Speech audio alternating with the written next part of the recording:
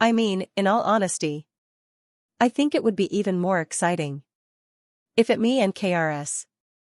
Why you say that?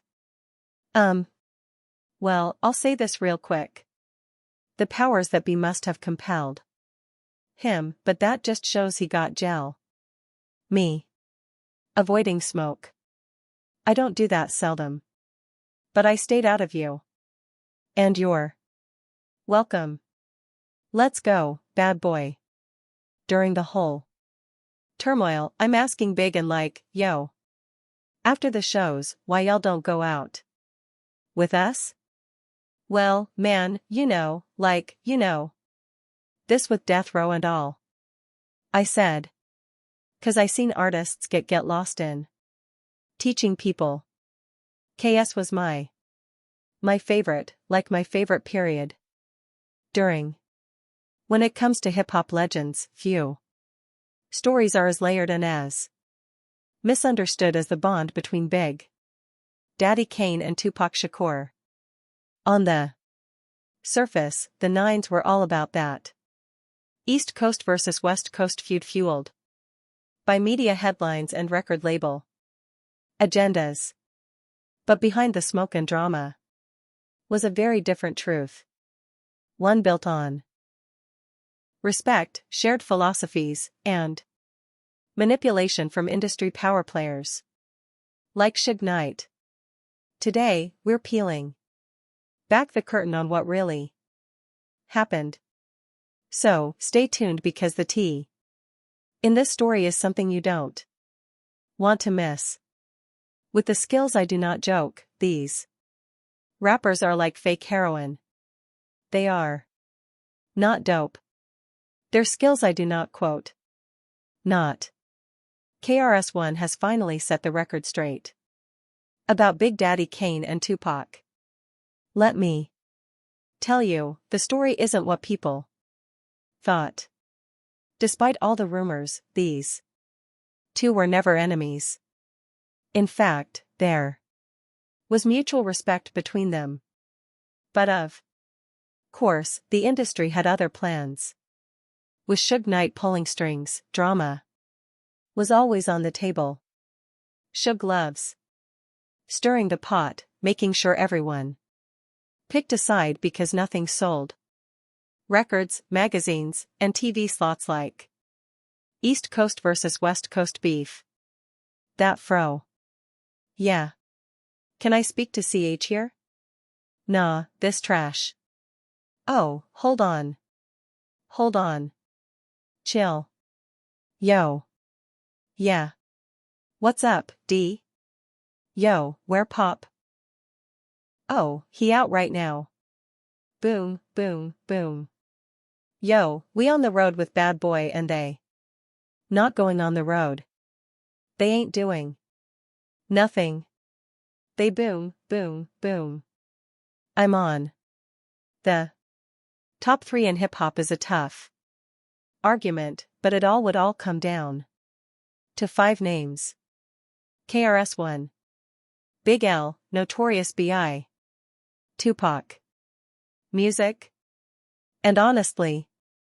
So when y'all was shooting up the BMW, what was Suge Knight reaction? He was getting down. Chronicled up. Anybody that got some sense going to get their ass down. But he was getting down there. So he wasn't trying to grab Tupac. No. How you came out with KRS-One? But my brother. At the Barclay in Brooklyn. Is my brother. How you do that? My 2 brothers. Do you know that? That obviously wasn't done on purpose. It was I listen. To what if you go back and listen to what I was saying? I said nothing. Towards Kane. But here's the twist. Big Daddy Kane didn't want to play that game. Meanwhile, Tupac, whether he liked it or not, ended up being dragged right into it. According to KRS-One, if tension ever existed between the two. It wasn't personal. It was manufactured. Kane was even approached by death row, but he turned them down. That single move alone pulled him into a messy narrative he never asked for. Behind the scenes, though, Kane and Tupac respected each other deeply, even sharing conversations and collaborations that never made it to the public. Kane even acknowledged that while Tupac wasn't about complicated rhymes, his words hit hard enough to touch the soul. Give a about what? Nelly sing. He's number one. But then you forgot KRS-One had a song called Number One. Making funky music is a must. Number one. No, I know that. But I'm like, what the? __, so what? Everybody got some number one. Yeah.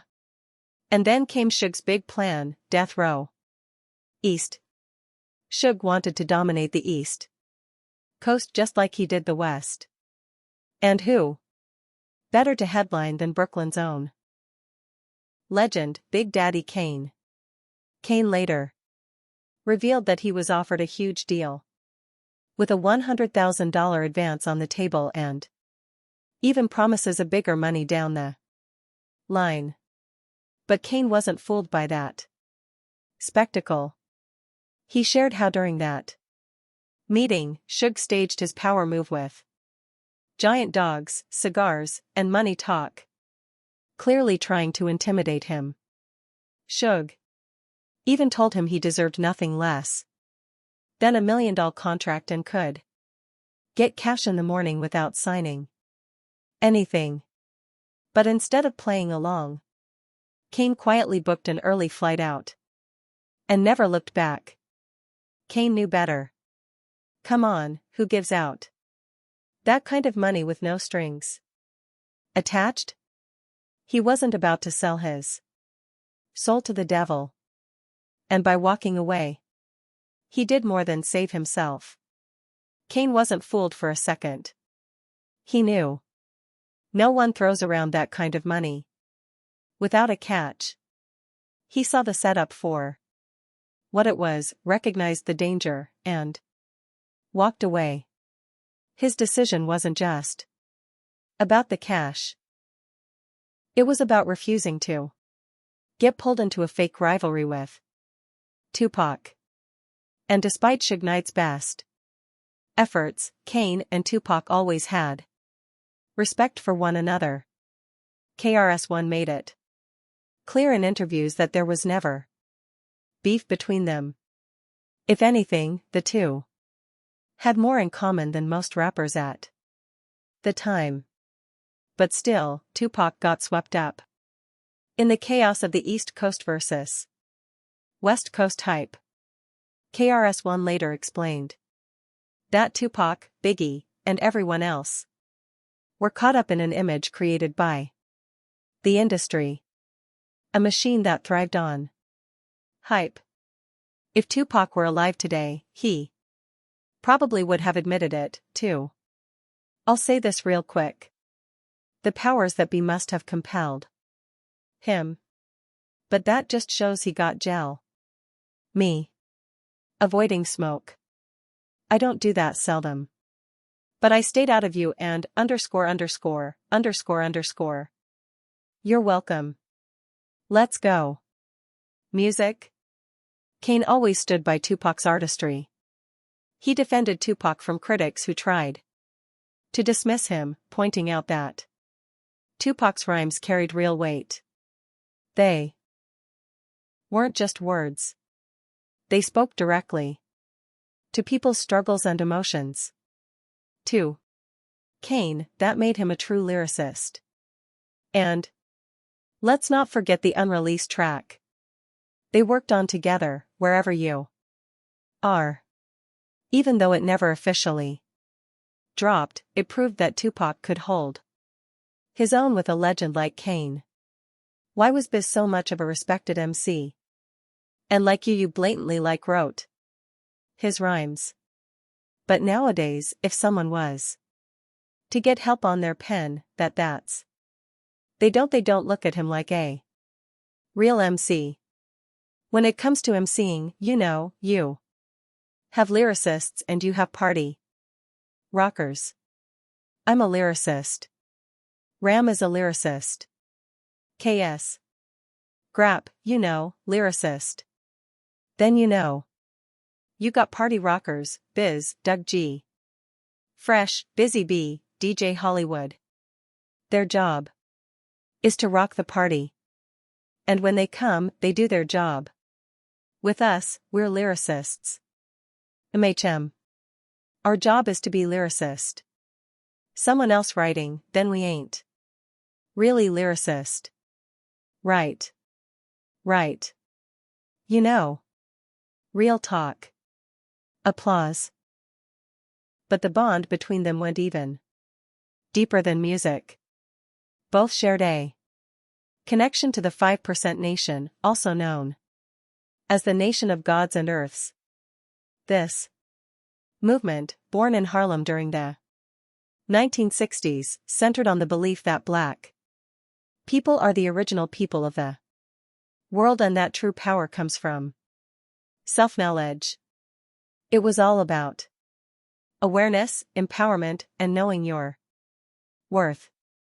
Kane became involved with those teachings in the early 1980s, and it left a big mark on his music.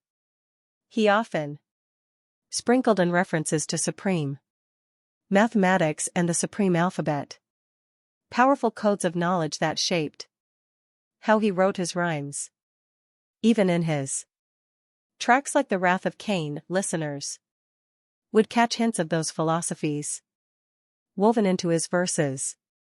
When asked about it later, Kane shared how he was introduced to the 5% Nation around 1981 or 1982. He said that during that era, understanding who you were and where you came from mattered more than anything. Studying the lessons, learning the history, and knowing your rightful place in it helped shape him, not just as an artist, but as a person. It was knowledge that molded him into someone stronger, wiser, and more grounded in his purpose. Tupac's connection to the 5% Nation was a little different from Kane's. He was never officially initiated, but he was surrounded by its teachings early on, especially during his time in Baltimore and through his mother, Afenini Shakur, who had been part of the Black Panther movement. Tupac soaked up those revolutionary ideas, and you could hear them everywhere in his work. From his fiery interviews to his lyrics, themes of empowerment, self-knowledge, and resistance to oppression were always at the core of who he was. So, even though Kane and Tupac were from opposite coasts, and even though the industry tried hard to pit them against each other, the truth is they had a lot more in common than people realize. Their shared philosophies gave them a mutual respect that went far deeper than the narrative Suge Knight was trying to sell.